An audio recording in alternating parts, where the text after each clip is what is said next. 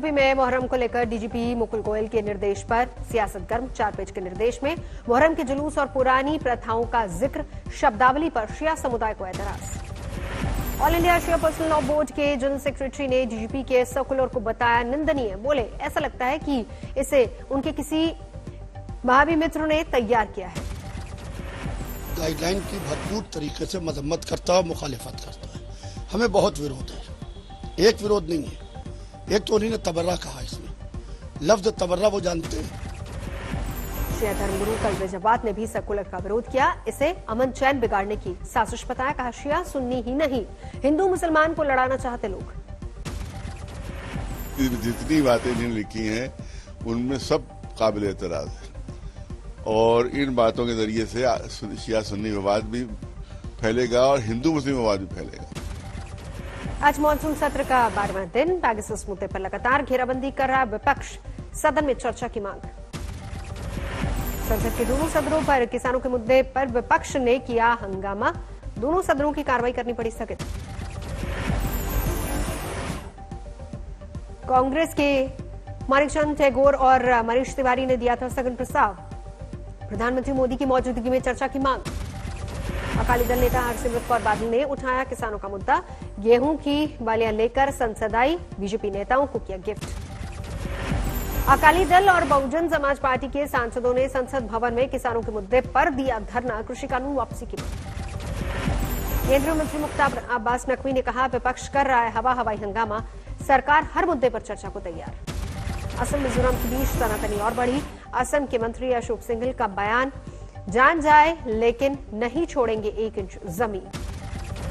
सीमा विवाद पर असम के सीएम हेमंत बिस्व शर्मा का नया निर्देश, मिजोरम संसद के खिलाफ केस वापस लिया जाए।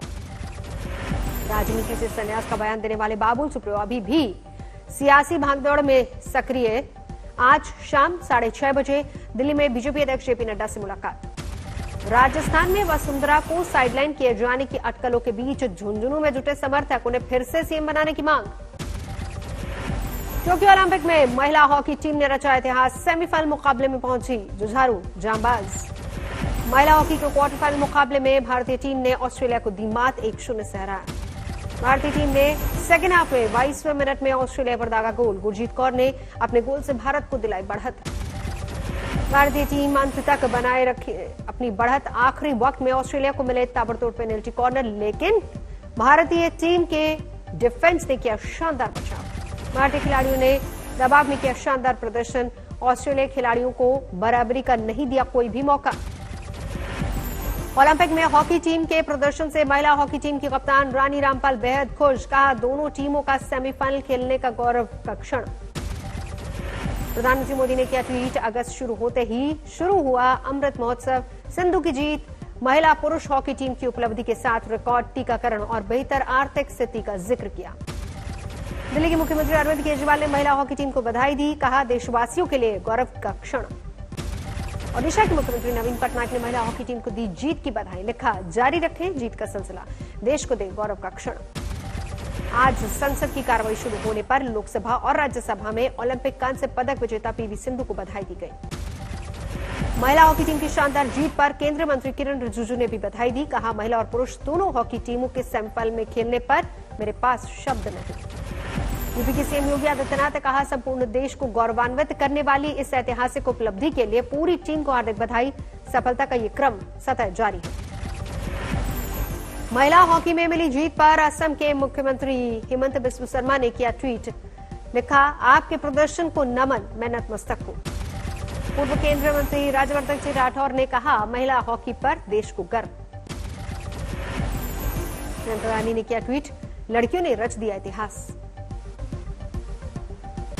ओलंपिक में हॉकी में भी भारत ने रचा इतिहास। क्वार्टर फाइनल में ग्रेट ब्रिटेन को 3-1 से हराकर पहुंची सेमीफाइनल में। अब 3 अगस्त को बेल्जियम से होगा पुरुष हॉकी टीम का मुकाबला।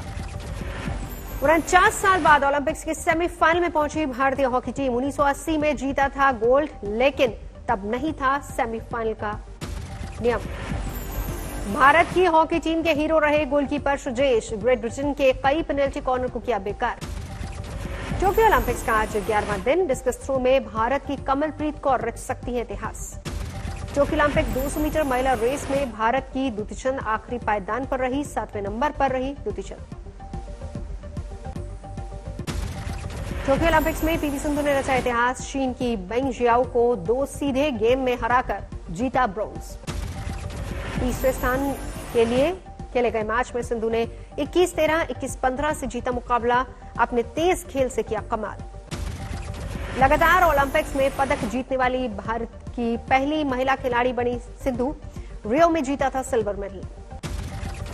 प्रधानमंत्री मोदी ने पीवी सिंधु से की बात, कांस्य पदक जीतने पर बधाई दी।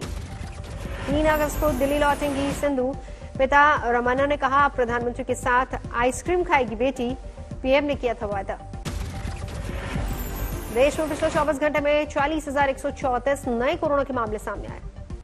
देश में पिछले 24 घंटे में कोरोना से 422 लोगों की जान गई। देश में अब तक 4,24,773 लोगों की कोरोना से जा चुकी है जान। देश में अभी कोरोना के कुल 4,13,718 एक्टिव मामले। देश में अब तक 47 करोड़ 22 लाख से ज्यादा लोगों का हुआ वैक्सीनेशन। पंजाब में आज से खुले स्कूल, सुबह 8 बजे से दोपहर 2 बजे तक जूनियर बच्चों की क्लासेस। स्कूल आने के लिए अभिभावकों की सहमति जरूरी, स्कूल में 6 फीट की दूरी बनाए रखने के भी निर्देश।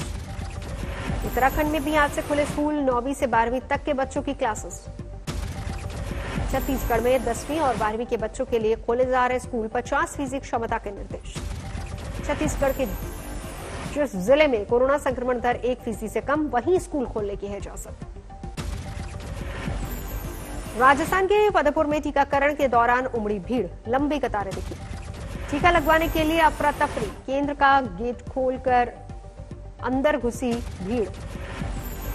मौके पर बुलानी पड़ी पुलिस, भगदड़ जैसे हालात। कानपुर में पुलिस कमिश्नर ने पेश की मानवता, बेटे बहू की शिकायत लेकर आए बुजुर्ग मां बाप को खुद साथ लेकर पहुंचे उनके घर। बेटे बहू पर बुजुर्ग दंपत्ति को घर से निकालने का आरोप, कमरे में लगा दिया था ताला। हिमाचल में बारिश का कहर जारी, चट्टान खिसकने की कई घटनाएं, कई इलाकों से आई तस्वीरें। चंबा जिले के भरमौर में सड़क पर गिरी बड़ी बड़ी चट्टानें, जान जोखिम में डालकर पार कर रहे लोग। भरमौर में कई जगहों पर सड़क को नुकसान, खतरनाक रास्ते से गुजर रही गाड़ियां। बारिश के बाद चंबा का रांगन नाला उफान पर, सड़कें तबाह। लोगों के मुताबिक इस साल चंबा जिले में हो रही है भारी तबाही, लोगों की बढ़ी परेशानी। हिमाचल के सोलन में भारी बारिश, हाईवे पर कई जगहों पर गिरी चट्टानें। प्रशासन ने एडवाइजरी जारी की, जगह जगह लगाए गए हैं चेतावनी के बोर्ड्स। सड़क पर बिखरे पत्थर, कई घंटे तक बंद रहा हाईवे।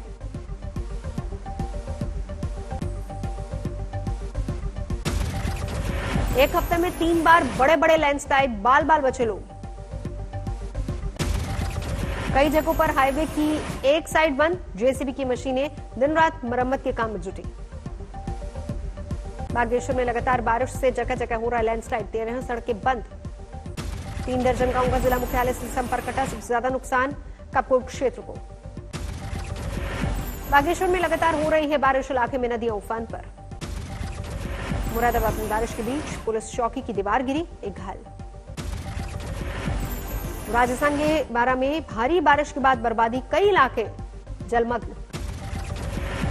पश्चिम बंगाल की हुगली में सैलाब का कहर, खानाकुल इलाका सबसे ज्यादा प्रभावित।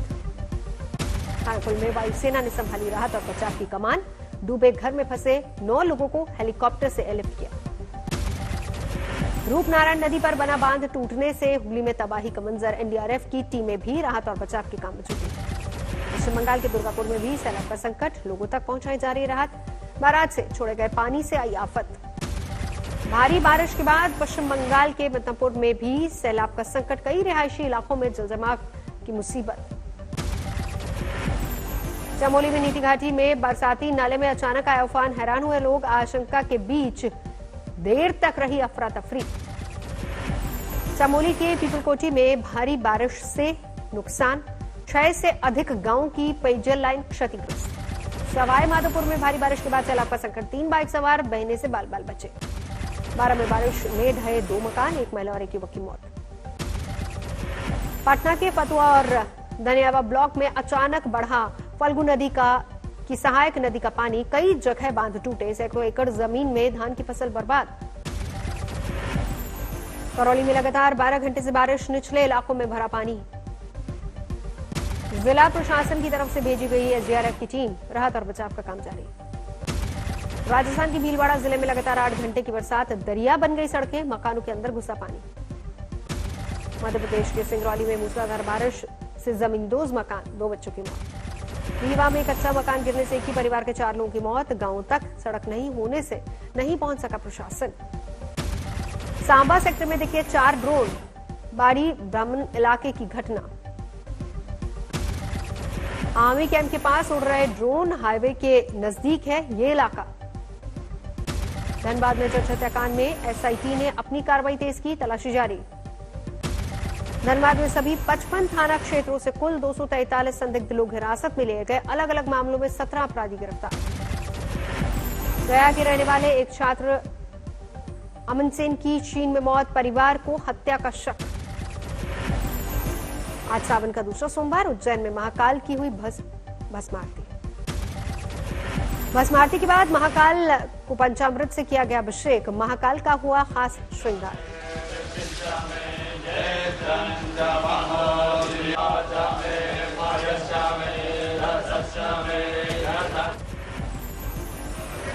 हरिद्वार में शिव की ससुराल दक्षेश्वर प्रजापति पर शिव भक्तों की सुबह से लगी कतार, सावन के सोमवार को जलाभिषेक से मनोकामना पूर्ति की है मान्यता।